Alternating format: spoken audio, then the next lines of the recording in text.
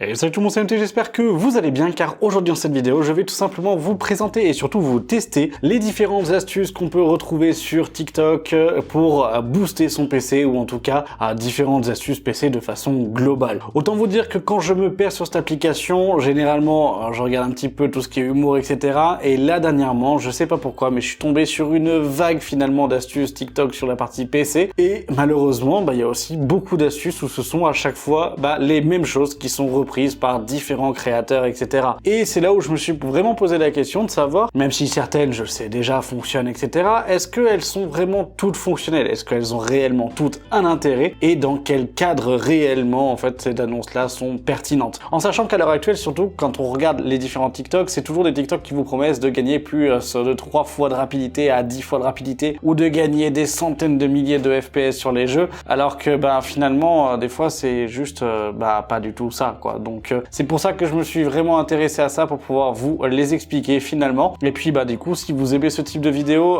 dites-le moi en commentaire à ce moment-là et on pourra faire une partie 2, une partie 3, une partie 4, voire même avec les vidéos d'optimisation qu'on peut retrouver en fait sur YouTube ou d'autres vidéos à ce moment-là. Ça peut peut-être être intéressant de, débunker et débriefer sur ces différentes astuces. Bref, du coup, n'hésitez pas à me le dire directement en commentaire et puis à ce moment-là, si vous aimez ce type de vidéo, le pouce bleu, vous pouvez le mettre aussi si vous avez aimé et puis n'hésitez pas à vous abonner en activant la cloche de notification pour être au courant de toutes les prochaines vidéos. Et on va attaquer tout de suite dans le vif du sujet avec la première astuce TikTok. Directement, je vous passe l'extrait, je vous passe le TikTok en entier avec le nom du créateur. N'hésitez pas à aller voir du coup à ce moment-là directement leur contenu pour leurs différentes vidéos à ce moment-là. Et surtout, ne les bâchez pas. C'est pas parce qu'ils ont présenté possiblement une astuce qui ne fonctionne pas ou qui n'a pas d'intérêt, du coup d'aller en fait à ce moment-là les enquiquiner pour ça. C'est peut-être pas non plus de leur faute. Ils ont peut-être fait uniquement que suivre le mouvement, parce que vous allez voir que certains, je pense qu'au niveau de la voix, ils sont quand même assez jeunes. Bref, je vous fais passer le premier TikTok. Tu n'éteins pas correctement ton PC. Cliquer sur Windows et arrêter n'éteint en réalité pas ton PC. Enfin si, mais pas complètement. Pour preuve, voici ce que m'indique le gestionnaire des tâches après le démarrage de mon PC. Donc je viens de le démarrer et il m'a dit que je l'ai déjà utilisé 5 heures, c'est pas logique. Je te montre dès maintenant comment faire pour bel et bien éteindre ton PC en cliquant sur le bouton arrêt. Tout d'abord, rends-toi sur ton bureau Windows, appuie sur la touche Windows et marque ensuite choisir un mode de gestion d'alimentation. Appuie sur entrée. Une fois ici, juste à gauche, tu as choisir l'action des boutons d'alimentation. Je te laisse cliquer dessus. Et personnellement, du coup, je suis sur un PC portable. Donc on peut voir que j'ai 2 modes, sur batterie et sur secteur. Et ce que je veux, c'est que lorsque j'appuie sur le bouton marche arrêt, le PC s'arrête. Donc du coup, je mets arrêter sur les deux. Une fois que c'est fait, j'appuie sur enregistrer les modifications. Et ton PC s'arrêtera bel et bien, et cette fois-ci à 100%, lorsque tu cliqueras sur le bouton arrêter. Abonne-toi pour plus d'astuces. Et voilà, pour le premier TikTok, c'est quand même assez simple, comme vous avez pu le voir, il s'agit tout simplement de l'alimentation. Alors, je vais tout de suite débunker, ça sert à rien que je vous le montre du coup globalement, parce que finalement, il l'a expliqué aussi dans la vidéo et en lui-même, c'est bien. Mais l'intérêt de pouvoir justement avoir un arrêt de son PC plutôt qu'une mise en veille dans le cas où vous utilisez le bouton arrêter de Windows, c'est tout simplement que l'arrêt du PC est important dans le cadre où on veut valider des mises à jour, déclencher justement des mises à jour et une recherche de mises à jour, voire des installations de ces dernières-là, et que ce soit des mises à jour majeures de système comme des mises à jour de pilotes et de drivers qui en sont mis en place. Donc c'est là où c'est vraiment intéressant vis-à-vis de vos équipements et surtout de vos périphériques. Et dans le troisième cas directement, c'est au niveau de la RAM. Dès que vous lancez un programme, il y a toujours une partie de la RAM qui va être utilisée pour pouvoir justement stocker ce programme et stocker l'exécutable finalement. Si on redémarre justement en fait la RAM, quand on va redémarrer son PC, vous avez tout simplement la RAM qui va être elle désactivée et donc tout ce cache là finalement va être vidé. Ce qui fait que quand vous réutilisez un PC après avoir des milliers ou des centaines d'heures sans l'avoir éteint, vous commencez de façon un peu artificielle mais avec de l'archive à surcharger votre RAM et finalement vous perdez en performance et en capacité. D'où l'importance d'éteindre correctement sa machine, de vérifier dans les options d'alimentation que votre machine du coup puisse bien elle être éteinte. Et maintenant on va passer au deuxième TikTok. C'est lent comme un escargot, je te montre 2 astuces pour le rendre un peu plus rapide. Sur ton clavier, tu vas venir faire la touche Windows et la touche R. Ça va t'ouvrir la fenêtre exécutée et tu vas venir écrire %temp %. Tu vas venir faire entrée. Et là, tu as la liste de tous les fichiers temporaires qui s'installent lorsque tu installes un logiciel. Ça bouffe énormément de ressources et je te conseille de les supprimer. Donc tu fais CTRL A, ça va venir sélectionner toute la liste. Ensuite, tu fais supr, continuer et ça va venir supprimer toute ta liste. La deuxième TikTok et le deuxième astuce TikTok, c'est tout simplement les fichiers temporaires. Alors pour ça, c'est simple, il faut faire Windows R, à taper donc pourcentage, temps, pourcentage dans le menu d'exécuter, vous appuyez sur Entrée et vous tombez directement sur le lieu où vous avez stocké finalement le maximum de fichiers temporaires. Qu'est-ce que c'est que les fichiers temporaires? Les fichiers temporaires, ce sont tout simplement des fichiers qui sont, comme leur nom l'indique, donc temporaires, mais qui sont quand même présents physiquement de façon constante dans la machine, sauf si on les supprime. Mais ces fichiers-là, ils sont utiles lorsque vous installez une application, vous installez un logiciel, ou vous avez des logiciels qui font des sauvegardes d'implémentation, notamment par exemple certains jeux ou autres vont utiliser ce système-là. Et du coup, en fait, finalement, vous permet de pouvoir avoir donc la garde des fichiers, comme par exemple quand vous ouvrez Word et que vous avez par exemple l'onglet avec les récents et les documents récents. Si vous enlevez les fichiers temporaires, l'une partie de ces documents-là n'apparaîtront plus par exemple dans vos récents. Ça fait partie un petit peu de tout l'écosystème, mais ces fichiers temporaires physiquement aussi prennent de la place. Et dans le cas où ils consomment finalement des performances, oui, en fonction des logiciels, parce que justement ils vous permettent de faire des raccourcis dans ces derniers. Et donc finalement cette recherche de raccourcis en plus de l'utilisation de votre logiciel consomme un peu de performance, mais en soi c'est pas énorme. D'ailleurs en parlant de performance, finalement c'est quand même assez compliqué aujourd'hui de déterminer réellement si ces astuces là sont bonnes ou pas, et c'est pour ça qu'on le verra en la fin de vidéo, parce qu'au niveau des tests et avant de taquer donc avec le troisième TikTok, j'ai tout simplement pris une machine donc j'ai juste à côté de moi, mais qui est tout simplement donc un usage classique, c'était une machine bureautique et de bench que j'utilisais. Cependant j'ai fait aucune des options, j'ai vérifié à combien de temps elle mettait à démarrer, quel était mon usage de RAM moyenne donc au démarrage, avec tous les logiciels de lancer donc en application de démarrage, et j'ai activé aucune option globale. Je suis resté vraiment sur une brute d'installation, mais pas non plus avec, j'allais dire, les bonnes pratiques initiales. Comme ça peut représenter un petit peu le PC de monsieur tout le monde. Donc le temps au démarrage, ma RAM donc utilisée totale, et après j'ai tout simplement lancé un Cyberpunk 2077 avec donc le i9, c'est le 12900K, 32 Go de RAM et une A750 de chez Intel. C'est totalement dépareillé, mais on s'en fiche. C'est pour la simple et bonne raison que au moins ça me permettra de voir la partie FPS. Une fois que j'en ai fait et que j'ai effectué donc toutes les astuces à ce moment-là, je vais pouvoir faire un test de la même chose, donc temps de démarrage, la RAM à utiliser et le jeu, et on verra si après avoir appliqué toutes ces astuces-là, on a vraiment un gain, que ça soit en usage ou que ça soit finalement sur l'aspect gaming. Voilà, donc c'était la petite parenthèse pour le test qu'on verra en fin de vidéo. Maintenant, on va passer au troisième TikTok et troisième astuce. Pour la deuxième astuce, tu fais aussi Windows et R. Ensuite, dans la fenêtre exécutée, tu viens taper MRT. Ici, tu fais oui. Et donc, ça va t'ouvrir l'outil de suppression des logiciels malveillants de Windows. Donc là, tu fais suivant. Tu vas lancer une analyse rapide, suivant. Et le logiciel va analyser tous les logiciels malveillants que tu peux avoir sur ton PC. Donc, tu laisses le processus se faire.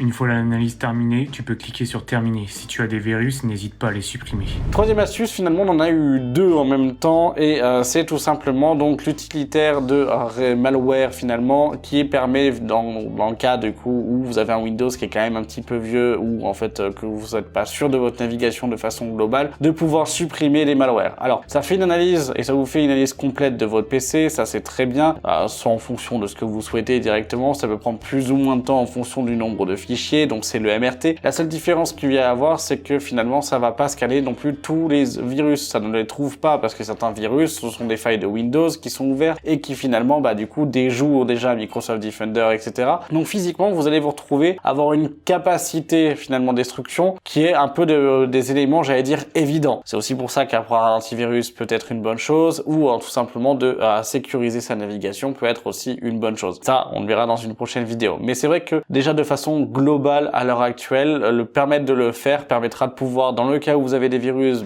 hop, leur couper l'herbe sous le pied et à les éjecter, les virer, et surtout derrière de pouvoir se dire si lui il me pompait des performances, maintenant il m'en pompe plus, et là à ce moment-là en fait on peut en gagner. Donc je vous le conseille à ce moment-là de le faire, ça fait pas de mal, ça ne peut pas faire de mal, ça ne peut pas déstabiliser non plus en fait poser problème sur votre système, donc ça vous pouvez y aller sans trop de problème. Maintenant on passe au quatrième TikTok. T'en as marre que ton PC soit lent? T'as déjà essayé une multitude de manipulations comme le nettoyage de disque, mettre à jour ton PC ou encore l'optimiser, mais ça ne suffit pas? Eh bien cette astuce méconnue pourrait peut-être t'aider.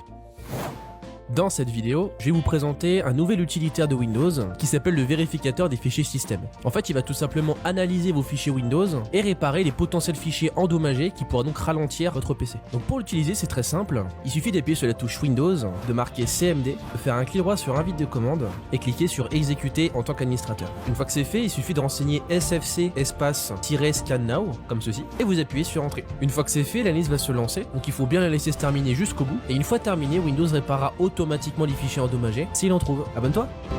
Le quatrième TikTok, on va être toujours dans le côté un petit peu scan finalement, et c'est tout simplement le réparateur de fichiers comme vous avez pu le voir. Le réparateur de fichiers, alors contrairement à ce qu'il dit dans la vidéo, ça existe depuis belle lurette, même s'il a été intégré sous différentes formes ou autres, on a toujours eu la possibilité de le faire à l'heure actuelle. Mais en gros, c'est dans le cas où vous avez une mise à jour qui a été corrompue partiellement ou en totalité, vous auriez que des blue screens, voire le PC qui démarrait pas. Mais sur une partie qui était corrompue par exemple, vous permettra de pouvoir à ce moment-là régler ce souci-là et pouvoir justement avoir une réparation de votre système, que ce soit au niveau des fichiers sources ou des fichiers secondaires. Et ça, c'est quand même assez important parce que le fait de le faire un petit peu régulièrement vous permet quand même de façon globale de sécuriser un peu en fait votre système et de pouvoir toujours le garder un petit peu sain. J'allais dire, c'est un peu comme prendre des vitamines du coup en période de gris. Voilà. Autant vous dire que du coup, c'est à peu près en fait ce style-là, ça vous permet finalement de pouvoir un peu vous couvrir, même si ça n'évitera pas le danger en fait non plus d'une mise à jour qui vous foire totalement en fait votre système ou d'avoir en fait des BSOD pour X ou Y raison. Maintenant, on passe au cinquième et en même temps sixième TikTok, parce que là, ça va être deux TikTok différents. Je vous les passe l'un après l'autre. Vous allez voir, j'ai coupé le second directement à la moitié pour que vous puissiez pas avoir la redondance. Mais on va parler des options d'alimentation. C'est parti. Astuce PC épisode 1. Si vous voulez avoir des meilleures performances sur votre PC, alors vous allez cliquer sur le menu démarrer. Ensuite, vous allez dans paramètres. Ensuite, vous allez cliquer sur système. Ensuite, dans alimentation et mise en veille. Dans paramètres d'alimentation supplémentaire et vous sélectionnez performance élevée. Attention, pour les PC portables, ça peut consommer un peu plus. Voilà une technique cachée super rapide et efficace pour booster ses FPS en jeu et accélérer ton Windows. Et ça fonctionne que tu sois sur PC fixe et PC portable. Rends-toi dans les options d'alimentation de ton PC. Normalement, si t'as jamais rien touché, tu devrais voir soit 2, soit 3 options disponibles sélectionnables. Mais il y en a une supplémentaire qui est masquée de base. C'est un peu stupide de la part de Windows, je trouve. Pour l'afficher, ça va être très simple. Tu vas dans la barre des tâches de Windows et tu tapes CMD. Puis tu cliques sur inviter de commande. Une fenêtre noire va apparaître, pas de panique, c'est super simple. Tu entres cette commande, je vous la mettrai en commentaire, ne vous inquiétez pas. Quand c'est fait, tu reviens sur option d'alimentation et magie, une nouvelle option vient d'apparaître, performance optimale. Hop et voilà, tu sélectionnes et normalement le PC ne sera plus limité niveau alimentation. Voilà, vous avez pu le voir, donc ce sont les options d'alimentation qui sont quand même assez importantes. Dans Windows, ce qu'il faut savoir, c'est que de base, Windows est mis, donc comme vous avez pu le voir, en paramètres recommandés, et les options d'alimentation, à quoi ils servent, et avec la partie cachée en fait aussi, ça sert tout simplement à pouvoir finalement débrider l'usage de votre alimentation, entre guillemets, et du coup de permettre au système d'exploitation de pouvoir exploiter à 100% l'alimentation et pas partir sur un seuil, j'allais dire, de base spécifié. Ce qui fait que techniquement, vous allez pouvoir un peu plus tirer sur vos composants, un peu plus tirer sur votre alimentation et donc développer un peu plus de performance. Bon, ça vous le verrez en fait après au niveau de la partie résultat, le un petit peu plus, c'est pas énorme. En sachant qu'il faut quand même aussi prendre en compte que plus vous tirez plus vous consommez plus aussi. Ce qui fait que votre facture d'électricité, elle va aussi possiblement augmenter, alors de quelques centimes peut-être par mois, mais par contre à la fin de l'année, ça peut faire 10, 20 ou 50 € en fonction en fait de vos usages. Et si vous passez sur la partie consommation, quand on passe sur un PC portable, n'oubliez pas non plus que là vous allez consommer votre batterie plus rapidement, que le gestionnaire de batterie fonctionnera pas, voire sera désactivé, voire ne fonctionnera mal parce que justement les options d'alimentation vont totalement changer. Et notamment si vous activez la partie cachée, ça risque de poser souci en fonction des différents PC, ou à chaque mise à jour, il va tout simplement revenir en mode normal et virer du coup le côté performance optimale. Ça peut arriver en fonction des modèles, notamment par exemple chez Acer ou chez Asus, ou avec Lenovo, où vous avez directement des logiciels de gestion interne pour en fait la machine, mais ça c'est un bref. Mais c'est surtout que vous allez réduire la durée de vie de votre batterie. Donc ça fait quand même à prendre en compte, il faut y faire attention, et c'est pas quelque chose non plus en fait d'ultra anodin, en tout cas sur les PC portables. Et maintenant on va passer passer à la dernière astuce TikTok de cette vidéo, c'est parti. Comment booster les performances de ton PC en quelques secondes seulement. Aujourd'hui les amis, vidéo très simple qui va vous permettre de gagner un peu de performance. Alors, il n'y a rien de révolutionnaire, ça va pas transformer un PC du CDI en un PC de la NASA, mais en tant que gamer ou juste utilisateur d'un PC, chaque petite optimisation est bonne à prendre. Pour commencer, je te laisse aller sur ton bureau Windows, appuie simultanément sur les touches Windows plus R de ton clavier et marque ensuite sysdm.cpl comme ceci. Appuie sur OK.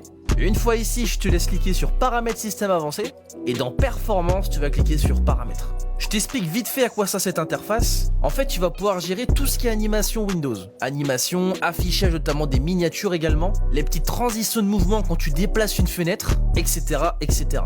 Et en fait, pour faire simple, l'ensemble de ces petites animations prend un petit peu de performance. Donc tu vas pouvoir les désactiver. Et pour cela, c'est très simple. Je te laisse cliquer sur Ajuster afin d'obtenir les meilleures performances. Donc en fait, ça va tout te désactiver.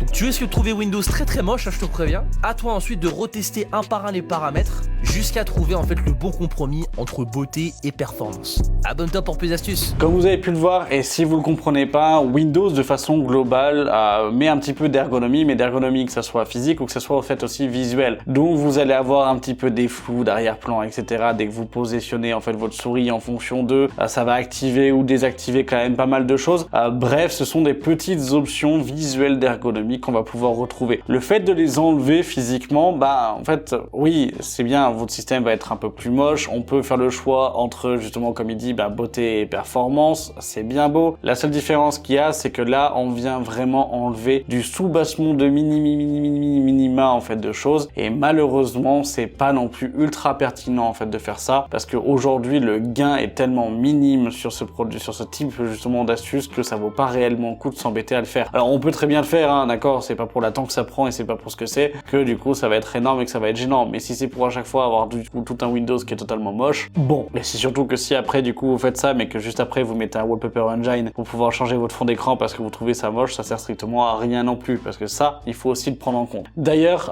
pour finir justement sur la partie TikTok, avant d'attaquer par les tests et que je vous montre la partie test de base, est-ce que vous souhaitez que je vous fasse une vidéo sur l'aspect global, c'est-à-dire guide un petit peu de bonnes pratiques de PC, que ça soit quand vous avez installé Windows ou en fait réinstaller Windows en fonction, ou tout simplement monter votre nouvelle machine, ou après 4-5 ans qu'est-ce qu'on peut faire sur une machine qui n'a jamais été entretenue, que ça soit physiquement d'un point de vue matériel et aussi d'un point de vue logiciel. N'hésitez pas à me le dire directement en commentaire et à ce moment-là je pense que ça pourrait être intéressant de pouvoir l'exposer sur la chaîne. Donc voilà, vous savez quoi faire en disant directement ce que vous en pensez de ce type d'idée de vidéo à ce moment-là en commentaire. Bref, maintenant on va passer aux tests. Au niveau des tests, ça s'est décliné sur 3 critères différents. Le premier critère va être tout simplement donc la durée de démarrage du PC en temps, donc savoir combien de temps finalement j'ai mis en démarrage sans rien, et puis après donc chacune des différentes astuces, donc toutes cumulées en fait directement. Le deuxième critère, c'est la RAM consommée en idle sur le bureau, donc quel était finalement mon capital de RAM restant une fois les améliorations faites comparé à avant avec un système, j'allais dire sale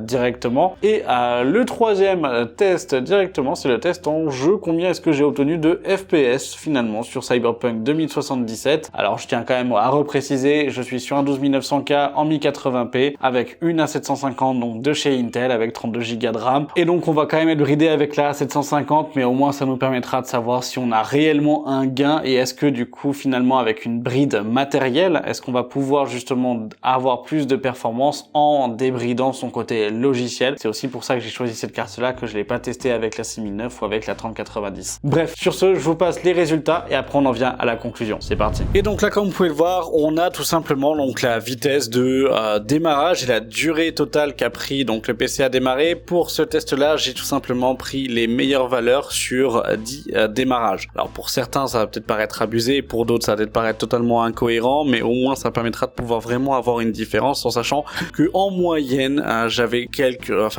j'avais 2 différences et généralement j'avais 0, 1, 10 du coup, donc des dixièmes de seconde d'écart, donc c'était pas non plus en fait énorme. Avec les astuces, donc on est à 27,4 secondes pour avoir le Windows qui se lance. Sans les astuces, on est à 28,12. Donc autant vous dire que ça fait quand même peu d'écart. Tout ce que l'on a fait, il n'y a pas énormément de changements. Après, à voir ce que ça donne avec la RAM et si on y gagne finalement sur de la RAM. Pour la RAM, au niveau de l'usage, donc sans sans avoir fait les astuces, sans avoir fait aucun réglage, juste avec une utilisation, j'allais dire, basique, du Steam qui se lance, du Chrome, du Discord, avoir le Teams, par exemple, qui se lance en même temps. Bref, vous avez compris, hein, un petit peu tous les logiciels de lancement qu'on peut avoir de façon, j'allais dire, assez naturelle. On est donc sur du 6,9 gigas utilisés sans, du coup, donc, utiliser différentes astuces. Par contre, quand on les utilise, on est à 6,3. Donc c'est vrai que là, la chute est quand même importante. Clairement, elle est importante, et je pense notamment, par exemple, aux personnes qui vont avoir des machines avec uniquement 8 Go de RAM, par exemple, ou qui vont être à 16 Go, mais qui veulent faire, par exemple, du montage ou autre. C'est vrai que ça peut être intéressant. Après, de façon globale, ça sera peut-être pas la meilleure technique pour pouvoir économiser de la RAM, et là, moi, je vous conseillerais vraiment de pouvoir limiter au maximum le nombre de logiciels qui vont se lancer au démarrage plutôt que les techniques que l'on a vues précédemment, même si là,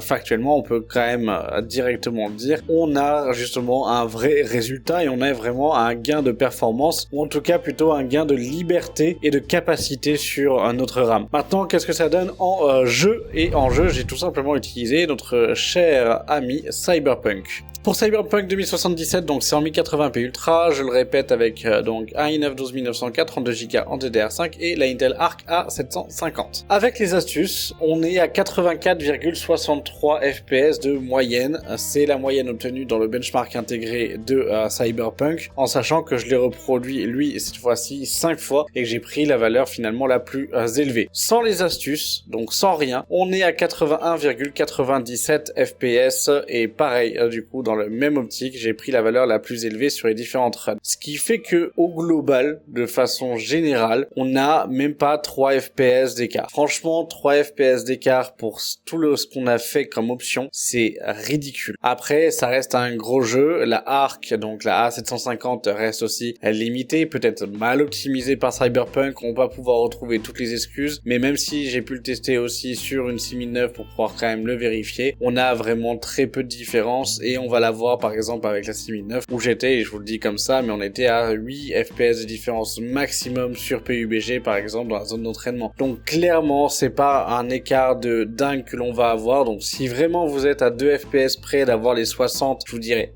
pourquoi pas, afin d'avoir le compte rond, d'augmenter peut-être vos stabilités en jeu, mais par contre pour vraiment gagner et passer de 50 à 144 images par seconde, ça sera clairement pas ce type d'astuce qu'il faudra utiliser. Et voilà, vous avez pu le voir avec les différents résultats, finalement on n'est pas sur des performances qui sont exceptionnelles. On va gagner quelques millisecondes au niveau du temps de démarrage, on gagne au maximum un demi giga du coup pour en fait de la RAM, et encore, je pense que juste le fait de pouvoir sélectionner en fait ces applications au démarrage et d'enlever du coup toutes les applications au démarrage, j'y gagne plus. Donc autant vous dire que c'est pas les différentes astuces qu'on a pu voir qui vont faire gagner. Et quand on attaque sur enjeu, bon bah en jeu on va gagner entre 5 et 10% en fait dessus, mais clairement ça va être uniquement les options d'alimentation qui permettent de le faire. Alors est-ce qu'aujourd'hui je peux vous conseiller de pouvoir utiliser ces différentes astuces pour pouvoir justement finalement gagner des performances? Si clairement aujourd'hui vous arrivez à avoir un dixième de seconde sur votre démarrage, oui bah allez-y, même si j'y crois absolument pas. Mais si en termes de performance vous êtes limité, que vous tournez à 30-35 FPS en fait à ce moment-là, vous allez peut-être gagner que 2 ou 3 FPS de plus. C'est pas énorme, c'est pas si flagrant que ça. Un investissement matériel ou un entretien matériel serait peut-être plus à ce moment-là pertinent, même s'il sera quand même payant alors que là tout est gratuit et que c'est juste des manipulations. C'est pas ça qui va vous faire décoller et avoir gagné plus de 200 FPS. Ça c'est faux et c'est de la fausse publicité, c'est clairement mentir en fait à ce moment-là, au même titre que du coup ceux qu'on voit en disant bah gagne x3 en termes de rapidité sur ton PC, gagne x10 en termes de rapidité sur son PC. Ben clairement non, c'est pas du tout le cas, on gagne même pas du coup 0,10 plutôt que en fait la promesse vendue à ce moment-là. Donc c'est vrai que pour moi ces astuces là sur TikTok sont quand même souvent du putaclic, je vais être très honnête, et surtout que ben techniquement il y a réellement rien du coup qui permet vraiment de pouvoir dire c'est ciblé, c'est exactement ça qui m'a permis de faire ça.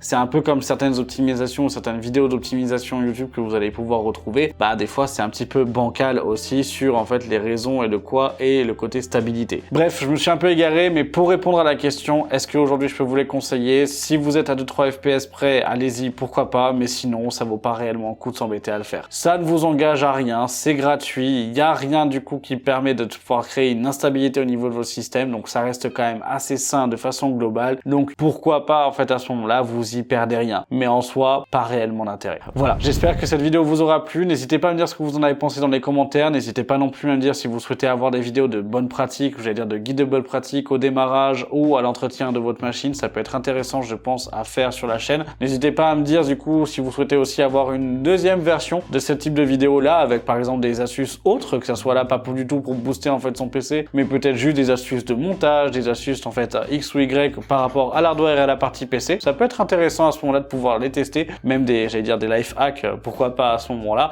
Bref, je me suis encore égaré. Merci d'avoir regardé la vidéo jusqu'à la fin. Si vous avez aimé, vous savez quoi faire en mettant le pouce bleu, en vous abonnant, en activant la cloche de notification pour être au courant de toutes les prochaines vidéos. Dites-moi ce que vous en avez pensé en commentaire. Et puis moi, je vous dis à la cette fin de semaine pour une prochaine vidéo tech sur la chaîne. C'était MT. Salut!